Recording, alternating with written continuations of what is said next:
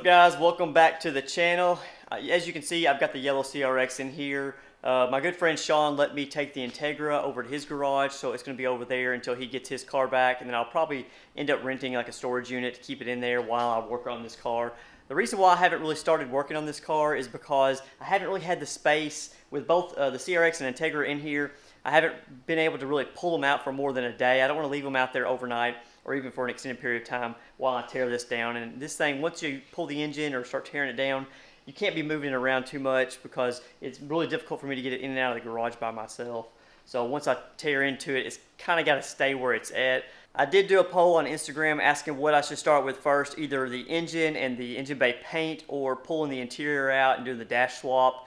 Because I do have a different dash to put in there, and poll results were to go ahead and pull the engine and get the engine bay prepped for paint. So that's what I'm going to be doing today. I haven't really been excited about tearing this down, but I know once I get started it's really going to start taking off from there. I just got to commit to the first initial tear down, and pulling the engine is a big commitment because once you pull the engine out you can't really move it around a whole lot. So with the Integra in storage right now, I am going to go ahead and dive in here and get this engine pulled and just see how far we get.